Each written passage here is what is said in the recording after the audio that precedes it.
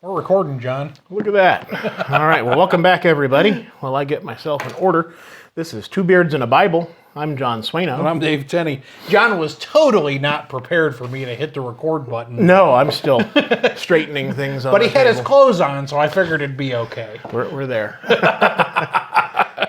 All right, well, welcome, everybody. And as near as I could tell, we should be in Acts 17. Acts 17 and verse 10. Gonna have to start wearing glasses, John. I can't see. Last Light a time. little closer to you. Thanks. Last time we were talking about the assault on Jason's house. So the Jews at Thessalonica were all worked up over Paul's preaching, and then they went and arrested this guy named Jason because he was harboring these quote unquote false teachers or people who were stirring it, which is basically Paul is who he's talking about, and they dragged him into the I forget what it said here, to the rulers. That's what it said. It brought him to the rulers of the city, and they were trying to get him thrown into jail or something, and Jason was able to get everything settled down. And I remember we talked a little about it. He said they had taken security from Jason, which we're not sure exactly what that means. Right. But he'd done something to regain their confidence. Well, one of the things that I think we talked about last time was that them being envious, they took some of the evil men from the marketplace, so they went and got the mobsters, from down in the corner. Exactly. Yeah. It just Makes no sense at all. Yeah. There's just irony all over the place. There's just so much wrong with it. But that's where we're going to pick up at. And it's in verse 10. So, John, you want to read first? You'll read 10 through 15? Sure. So verse 10, it says, Then the brethren immediately sent Paul and Silas away by night to Berea. When they arrived, they went into the synagogue of the Jews.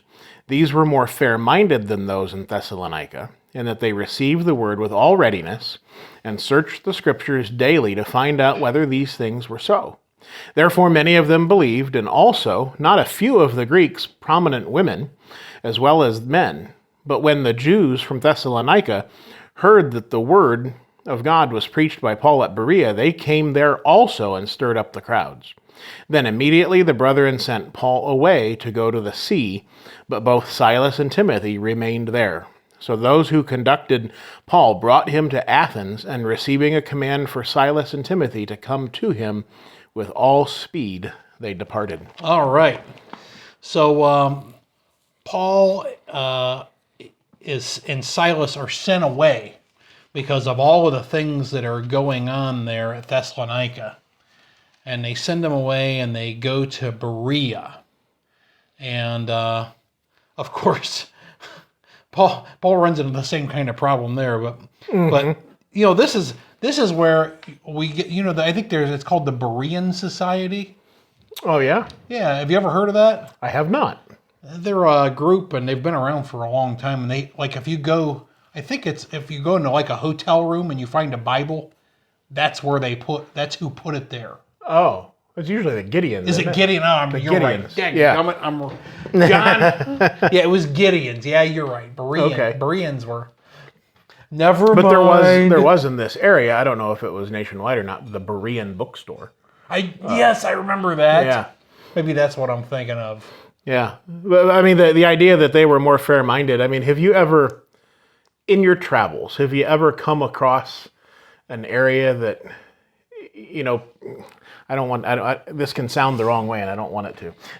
But sometimes when you go into an area, every area has their own way about them and personality, and some are more fair than others, and some have different expectations. There's no doubt. But when I was in business, we had locations in different towns, not too far away from each other, but there was a definite personality between the areas. Yeah, I work for a county, and I deal with lots of towns in the county that I work in, and some of the towns are just so easy to deal with. Right. And some of them are not. Right. So I won't mention the town, but there's a town around here that I had an office located in, and I'm telling you, and I'm serious, if the world blew up and left that town, I wouldn't live there. Just because of all the trouble I had. Did that town start with a D? No. Oh, well, that's good. It starts with a G. Oh, I know what town you're talking about too. Yeah. Well, that happens too. Yeah. So Paul goes to Thessalonica, or he leaves Thessalonica and he goes to Berea, and the people are more fair-minded there. And as we think about this journey, this missionary journey that Paul's on, so if we go all the way back to Acts chapter 16, where we talked about Lydia, and Paul, he tries to go one way and he tries to go another way, and the Holy Spirit prevents him, and he goes towards Macedonia. And the cities that Paul goes to, which he wasn't planning on going to, are Berea, Thessalonica, and Philippi. And, we think about the letters he wrote to the Thessalonians and to the Philippians. Yeah. And we always think about the fair-minded Bereans. Right. So, those towns that Paul went to, it's just interesting. He had no plans on going there. Right. And I happen to have I'm using two Bibles today, but this one has the map of, there's Corinth, Athens, Berea, Thessalonica. So it's all on this coastline. Yeah. And, when we are at this point, we're talking about the difference between Thessalonica and Berea. And here's the little patch of water they would have gone across to get there. And it's just like, a few miles away. Yeah. But it's interesting that that those from Thessalonica, right, that they came and caused trouble in the other city. They just wasn't enough to get rid of them from their city. Right, absolutely. But they had to, put their nose into the business of the next town over. There are some even today that are just like this. Yeah, well, I mean, not to get into a political realm, but there are, of course, during the big political events and so on, elections and so on, there are those that will come from across the country to stir up trouble for the other party. Yeah. And that's on both sides. It is. However many sides there are, it's all of them. All of them do that same thing. There's nothing different. I mean, this is kind of the same thing here. Yeah, absolutely. Because they were What are these people that are causing trouble? What are they protecting? They're kind of protecting their political power and their pride. And maybe they're trying to gain some more influence in another town. But the Bereans here, it says that they searched the scriptures daily to find out whether things were so. And what's the lesson in that, John? That's exactly what we should do. And what a wonderful thing to have said about you, that that you're fair-minded and that you're willing to look. Yeah. And find out if these things are true. Yeah, and you know what? If they weren't true, that would give them an opportunity to maybe teach the right thing, right? Right. So I think, there's an attitude there that we ought to have today, because, if you get in a religious discussion with somebody and they make some point that maybe you don't agree with, you know what? Go to the Bible, and I'm sure you can both come to an agreement. I know in years past, it was a big thing, maybe 30 to 50 years ago, it was a big thing to have debates amongst religious groups. And some of those got to be a little vitriolic, and I understand why some people are kind of against debates, but there's something to be said for people sitting down and talking about their differences. Yes. And that needs to be done. And we've gotten so far away from that in our society now that nobody wants to do the hard mental work of coming to the realization that they're wrong. Yeah. I think part of the problem is like the debates were actually like fights. So they turned into it sometimes. Yeah, they weren't civil conversations about things. In many cases, not all of them, but many cases, it came to be, just to get those quick little sound bites in that would, I'm going to make this dig against you, and then they're going to make a dig against me, and it's like they're racking up points. Yeah. And sometimes they literally did, keep score. Yeah. over little statements. And That's the wrong way to go about it. But, today, if somebody from a different religion were to ask, I'll speak for myself, if they were to ask me to come study the scriptures with them and compare notes, I would gladly do that. Yeah, absolutely. And I kind of figured you would too. Yeah. And in the times that I've had the opportunity to meet people that had a differing opinion religiously, and I've asked for that time to talk to them, I've never had anybody take me up on it. Yeah. That says something. That, Yeah. If you're confident in your faith, if I'm confident in my faith, I should be able to give a defense. Right. I mean, that's biblical. Yeah. And if someone has a different doctrine, and they're sure it's right, then what do you have to be afraid of Right. in defending that? Yeah. Yeah, absolutely. Yeah, I mean, I've gotten a few opportunities to do that sort of thing, and I've never had a crossword with somebody over the. I mean, yeah, the opportunity. I shouldn't say never had the opportunity. I've had opportunities to speak to people, but when it came down to really discussing the issue, it was clear that wasn't going to happen at the meeting. Yeah, absolutely. All right, so they searched the scriptures daily to find out what things were true. And then it says, that many of them believed, and not a few of the Greeks. So these are Gentiles we're talking about. And the key here is it's prominent people. And, there's something to be said for your leaders doing the right thing. Mm-hmm. Right? And when your leaders are doing the right thing, everybody else tends to kind of be more eager to get in line. Right. John, I see your cat. Yeah, I think he wants out. Yeah, I think he's going to start scratching here in a minute. Well, you keep talking. All right, so so it says here, when the Jews from Thessalonica learned that the word of God was preached by Paul at Berea, they came there and also stirred up the crowd. So that's what we were talking about earlier, how they had caused trouble in their hometown, and now they're here causing problems in the next town over. And you would think that. So what do you think the typical reaction to that would be? The people coming from the other town? Yeah. I would assume that those people in Berea would have said, "Go back home." Yeah. Yeah. Yeah. It says there, so they came and stirred up the crowds. Yeah. And it says, then immediately the brethren sent Paul away to go to the sea, but both Silas and Timothy remained there. So Paul must have been doing the majority of the speaking. Right. And from what we have gleaned over this time of study about Paul, his personality was probably fairly forceful. Yeah. I mean, he had to be a pretty intense fella. Yeah. Because of the life that he lived prior to his conversion, and no doubt he had the same sort of boldness. Yeah, he was zealous. Yeah. And but how would you like to be Silas and Timothy? So now we got a bad situation. Paul's skipping town, and we're gonna get here and deal with this. Yeah. But there were new converts there. Right.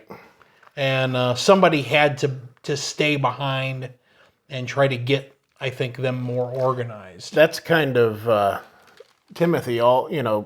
If you go to the book of Timothy, he's told, preach the word, be ready in season and out of season. Yeah. In chapter 4 of 2 Timothy. So, I mean, it's that's got his name written all over it. Yeah. Yeah. To stay and deal with that. Yeah. And Timothy, if you read the books that Paul wrote to Timothy, Timothy was always dealing with problems. Yeah. Constantly, this young feller is dealing with problems all the time. Right. And so, it looks like he got a lot of practice at that. Right. And he must, it would lead you to believe that he's probably doing something right. Yeah, absolutely. Absolutely. So Paul left and he went to Athens, and then he sent for Silas and Timothy to come to him with all speed. So we'll pick up here in verse 16. All right. It says, "Now while Paul waited for them at Athens, his spirit was provoked within him. And when he saw the city was given over to idols, therefore he reasoned in the synagogue with the Jews and with the Gentile worshippers, and in the marketplace daily with those who happened to be there. Then certain Epicurean and Stoic philosophers encountered him. And some said, 'What does this babbler want to say?' Which is kind of funny. Others said, 'He seems to be a proclaimer of foreign gods, because he preached to them Jesus and the resurrection.' And they took him and brought him to the Areopagus, saying, 'May we know what this new doctrine is of which you speak? For you are bringing some strange things to our ears. Therefore, we want to know what these things mean. For all the Athenians and the foreigners who are there spent their time in nothing else but either to tell or to hear some new thing.'" All right. Okay. So one of the things that I'm going to poke around here, I think I remember reading something. This is what is this? An NASB. Yeah. And when we were looking at verse 16 there.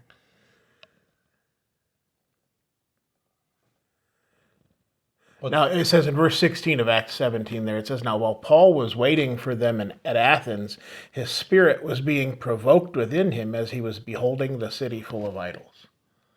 And that differs a little bit.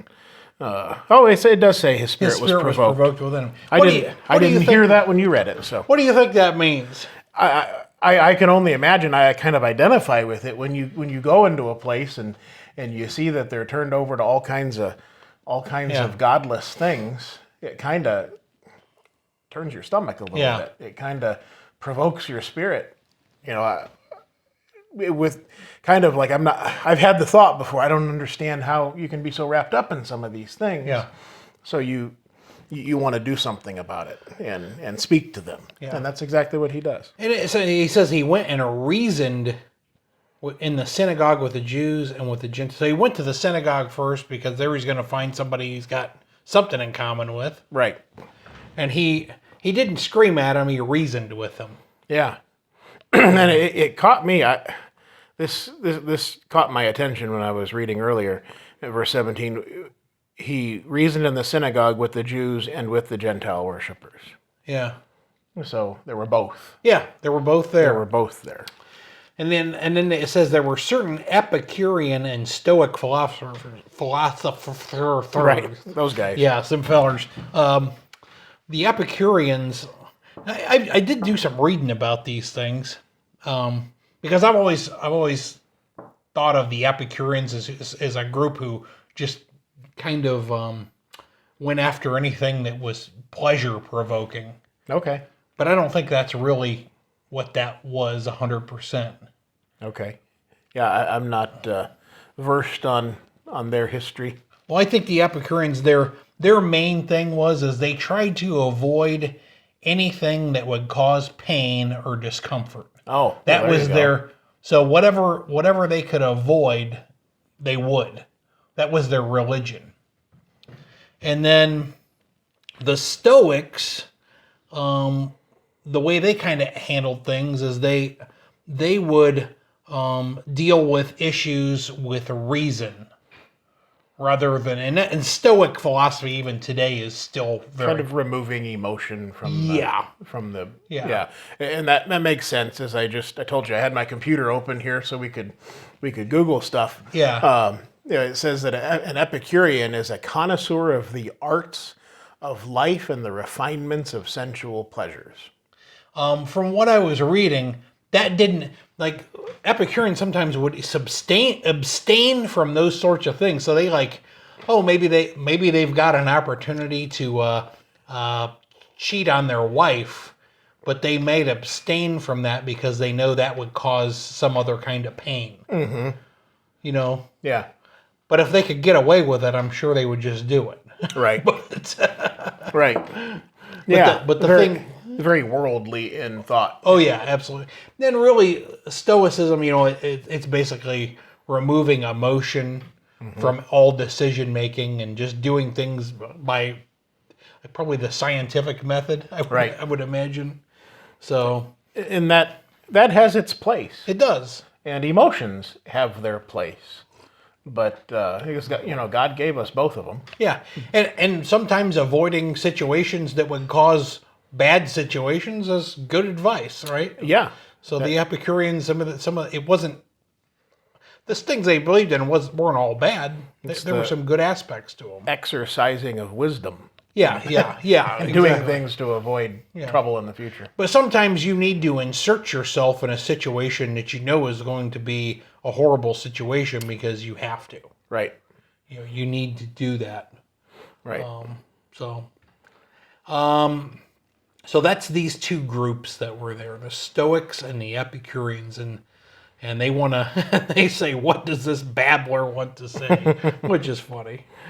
Yeah, and you think about these guys would have been probably fairly educated. Yeah, you would think. And what's the first, in many cases, the first reaction people have to someone who brings something that is against what they believe is that, well, they're crazy. Well, you just write them off. Yeah. Absolutely. So it says that he seems to be some proclaimer of foreign gods because he preached to them Jesus and the resurrection. It says, and they brought him to the Areopagus, which is, in some translations, it's translated as Mars Hill. Yeah. And that's because Aro, I believe I wrote Ares, A-R-E-S, Ares, was the Greek god of war. Okay. And of course, Mars was the Roman god of war. So it depends on, which perspective you look at it. Mm-hmm. But that Areopagus was basically translated. It means the hill of Eris. Okay. That's what that word means. And that was like you can look up pictures of it, but it was like a big rock that stuck out there in Athens. I believe it is still there. Mm-hmm. And there were some other little smaller rocks on top of it that they used as benches. And they would hold like a council there. Right. Like a war council. Yeah. And they also, they still, even at this date, they still had some power there.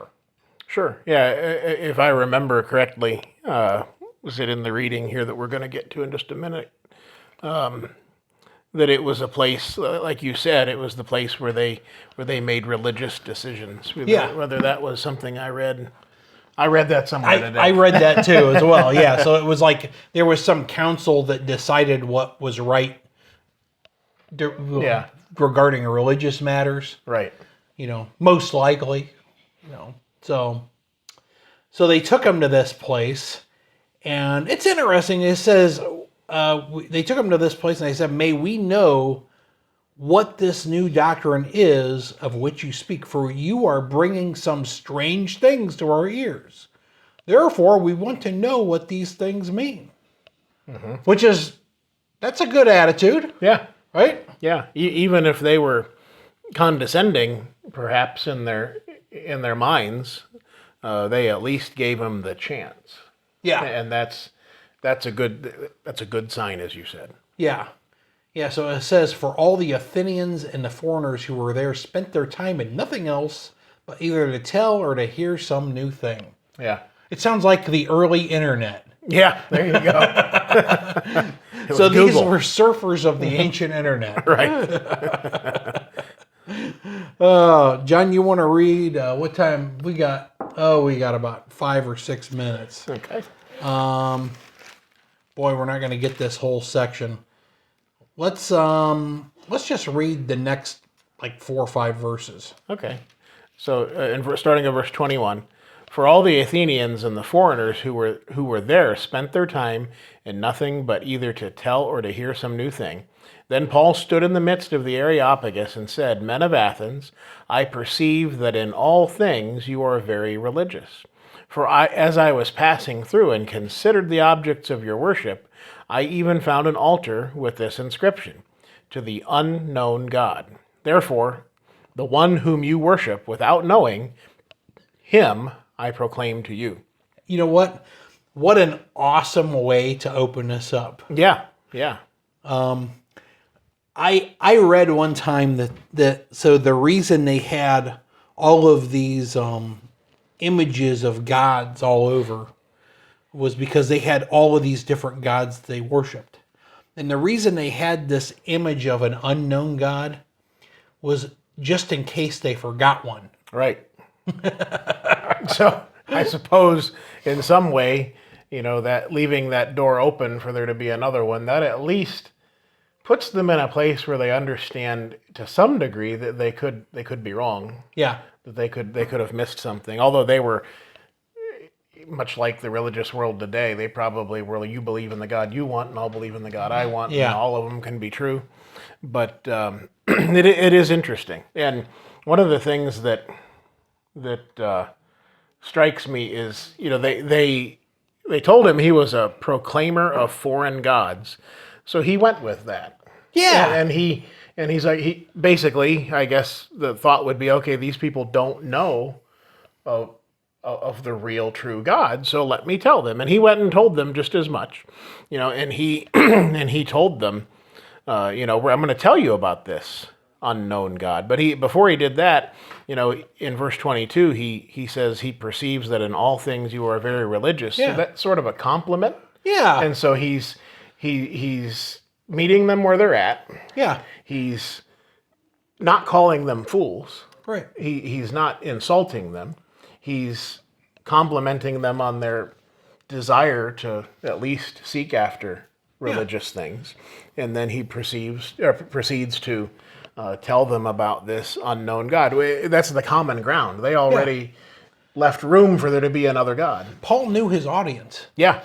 And I think that's sometimes what happens today is we may speak to somebody we don't know the audience we're speaking to. Yeah. And if you're going to talk to a group of people, you better know something about that group of people. Yeah. Yeah. How much different would it have gone if he had gotten up there and said, "Listen, you people are fools. How can you not see that none of these gods are worth anything?" Right. And if he would have done that, then they probably would have kicked him out of town. Right. Absolutely. And there's absolutely a lesson in that for us when we meet.